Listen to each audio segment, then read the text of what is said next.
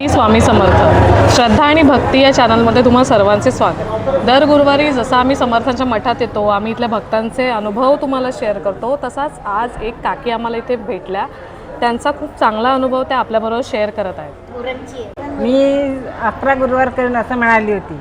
बरं, 10व्या गुरुवारी माझे म्हणजे त्याच्या अगोदर माझे मिस्टर मंगळवारी ॲडमिट होते आणि गुरुवारी आम्हाला डिस्चार्ज मिळणार होता, पण तो उशिरा मिळेल म्हणून याच्यासाठी माझी दगदग चालली होती। काही करून मला आरती मिळायला हवी, माझे 11 गुरुवार पूर्ण व्हायला हवे, त्यासाठी माझी दगदग होती। तर मी मॅडम सिस्टरकडे गेली।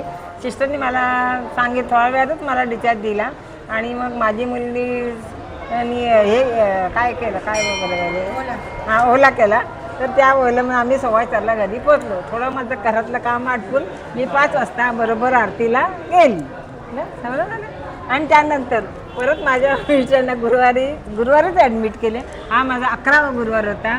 तर हां आज 11वा गुरुवार होता आणि मी त्यांना म्हणाले की काही झालं तरी मी आज शेवटची आरती करायला मी उरणला परत जाईन, पण माझी मैत्रीण बबिता म्हणाली की तसं करू नका, मी तुम्हाला नेरूळला घेऊन जाते, तिथून आपण ते स्वामीचं मठ आहे तिथे आपण दर्शन करून येऊ, प्रसाद घेत काय चढवायचं चढू आणि दर्शन करून येऊ। पण तिथे काही ते शक्य झालं नाही। एकात आम्हाला सोनाली भेटली आणि त्या सोनालीने आम्हाला जुईनगरच्या मंदिरात घेऊन गेली। आभारी आहोत। थँक्यू मावशी। पण आभार मानू नका, कारण स्वामी समर्थ असतात ना, त्यांना आपल्या भक्ताला जिथे घेऊन जायचं असतं ते त्याला तिथपर्यंत पोहोचवतात। त्यांच्या मावशीने सांगितल्याप्रमाणे ही त्यांची मैत्रीण आहे बबिता, ज्या नॉन महाराष्ट्रीयन असून सुद्धा स्वामी समर्थांची भेट घडवून देण्यासाठी त्यांच्याबरोबर आज दिवसभर फिरल्या। सेक्टर 18च्याही मठात गेल्या, पण तिथे त्यांना काही दर्शन नाही मिळालं, पण त्यांनी काही त्यांची जिद्द सोडलेली नाही। त्या अगदी मावशींबरोबर समर्थांच्या मठापर्यंत आज येऊन पोहोचल्या। तुम्हाला काही सांगायचं आहे का थोडंसं? हमको 3 लड़कियां मिली, तीनों ने हमको अच्छा सा रास्ता दिखाया। उन्होंने बोला कि आप लोग उदास मत हो, आप लोग मंदिर हम लोग दिखाते हैं, जुईनगर का मंदिर हम लोग दिखाते हैं, आप चलो, यहाँ से भी ज़्यादा आपको वहाँ ज़्यादा समाधान मिलेगा, आप वहाँ जाओ, वहाँ पर आप अपना जो भी मन का मुराद है वो रखो, अच्छा दर्शन मिलेगा।